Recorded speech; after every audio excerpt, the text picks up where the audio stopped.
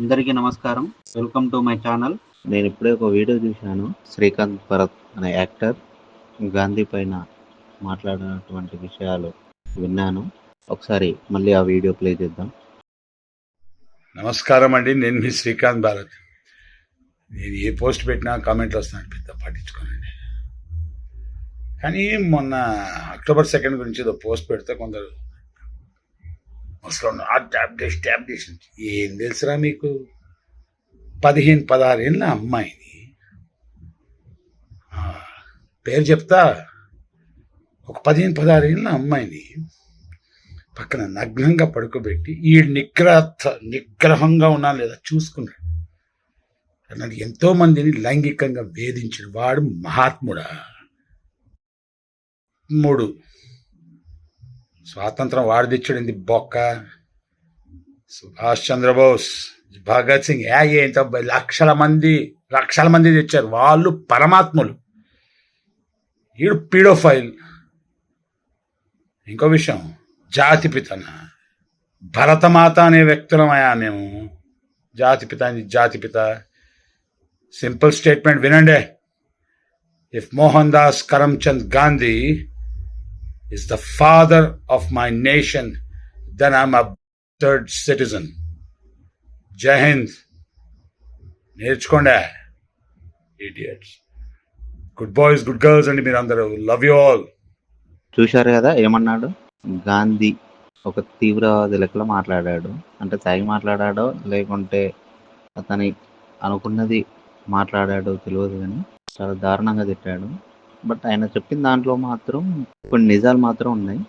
ఎందుకంటే మనం స్వతంత్రం తెచ్చింది గాంధీ ఒకడే కాదు, చాలా మంది ఉన్నారు. 230 మంది ఫ్రీడమ్ ఫైటర్స్ ఉన్నారు. కానీ అందులో గాంధీని ఎందుకు హైలైట్ చేశారు అంటే, గాంధీ అప్పట్లో అంటే అతను ఉద్యమం నడుపుతున్న సమయంలో పొలిటికల్గా పోయిండు కాబట్టి ఈ మిగతా వాళ్ళని హైలైట్ చేయకుండా తనకు తానుగా హైలైట్ చేసుకున్నాడు. ఎప్పుడైతే ఒక రాజకీయ నాయకుడు ఎదగాలి అనుకున్నప్పుడే కింది స్థాయి వాళ్ళను తొక్కుకుంటూ పైకి లేస్తాడు అనేది అందరికీ తెలిసిన విషయం. సో అదే తోవను గాంధీ వెళ్ళిండు. గాంధీ చెప్పినంత మంచోడేం కాదు. అంటే మీరు విన్నది కానీ చూసింది కానీ అంత ఆపోజిటే. సరే, మహాత్ముడు అంత గొప్పవాడైతే ఒక మనిషి అతని పైన అంత పగబట్టి చంపాల్సిన అవసరం ఏముంది? ఒకవేళ చంపిన తర్వాత కూడా ఆయనను అడిగితే అతను చెప్పిన సమాధానం విని అందరూ షాక్ అయ్యారు. ఎందుకు అంటే బేసిక్గా ఒక మనిషిని చంపడానికి తనకున్నటువంటి కోపం కానీ లేదు అంటే తనకున్నటువంటి అర్హతను కానీ అన్నీ చూసుకుంటాడు. ఎందుకంటే ఒక మనిషిని చంపాలి అంటే దానిపైన ఎంత కోపం పెంచుకొని ఉంటాడు, అతను చేసిన పనులు ఎలాంటివి అనేది చూసుకోవాలి. సో అతను ఏం చెప్పాడు అంటే, అదే మన గాడ్చే తెలుసు కదా అందరికీ. అతను ఏం చెప్పాడు అంటే, అతను అరాచకాలు చూడలేక అతను మన దేశాన్ని ఏం చేస్తాడో ఎటు తీసుకెళ్తాడో అనే అయోమయంలో పడ్డాను. సో దానికి నా మనసు తట్టుకోలేక నేను చంపేశాను అని చెప్పాడు.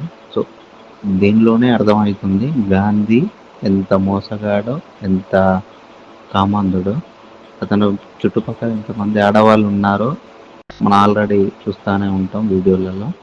మనకు టాప్ 10 ఫ్రీడమ్ ఫైటర్స్లో సర్దార్ వల్లభాయ్ పటేల్, జవహర్లాల్ నెహ్రూ, భగత్ సింగ్, నేతాజీ, చంద్రశేఖర్ ఆజాద్, లాలా లజపతి రాయ్, బిపిన్ చంద్రపాల్ వీళ్ళు ఉన్నారు. మిగతా వాళ్ళు కూడా ఉన్నారు. కానీ మనకు తెలియకుండా అంటే వాళ్ళ స్వతంత్రం రాకముందు ముందుండి పోరాడిన వాళ్ళు కొందరైతే దాని వెనుకుండి పోరాడిన వాళ్ళు చాలా మంది ఉన్నారు. దాంట్లో కుదిరే రాంబోస్ ఒకడు, సంగోలి రాయన్న ఒకరు, బిపిన్ చంద్రపాల్, మంగల్ పాండే, సుఖ్దేవ్ తపేర్ వీళ్ళున్నారు. వీళ్ళతో పాటు మహిళలు కూడా ఉన్నారు. కానీ వాళ్ళనైతే అసలు ముందుకే తీసుకురాలేదు. కేవలం ఇక్కడ కూడా మనకు తేడాలే కనిపిస్తున్నాయి. వాటిలో రాణి లక్ష్మీబాయి, సరోజినీ నాయుడు, బేగం హజరత్మాల్, సావిత్రి పూలే, ఉషా మేతా, అరుణా అసాఫ్ అలీ, వీళ్ళందరూ మన దేశం కోసం పోరాడారు. మనం 1857లో ప్రారంభించినటువంటి స్వతంత్ర ఉద్యమం 1947 వరకు కొనసాగింది. అంటే 1857లో సిపాయి తిరుగుబాటుతో మొదలైన ఈ ఉద్యమం రాను రాను 1947 క్విట్ ఇండియా ఉద్యమంతో ఆగిపోయింది. ఈ 1857లో అంటే అక్కడి నుండి 1947 వచ్చేసరికి 90 సంవత్సరాలు. ఎంతమంది ప్రాణాలు వదిలారు, ఎంతమంది ప్రాణత్యాగం చేశారు, ఎంతమంది ఉద్యమకారులు ఉద్యమించారు. వీళ్ళందరినీ పక్కన పెట్టేసి మహాత్మా గాంధీ మంచోడు, మహాత్మా గాంధీ తిరుగుబాటు చేశాడు అంటే ఎట్లా?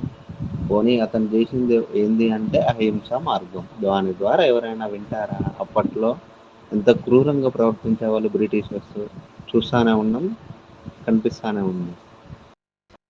దాన్ని పక్కన పెట్టేసి అహింసా మార్గం ద్వారా పోతే మనకు స్వతంత్రం వస్తుంది, ఒక చెంప కొడితే ఇంకో చెంపని చూపించాలి, అలాంటి కథలు చెప్పుకుంటా చాలానే చేసేవాడు.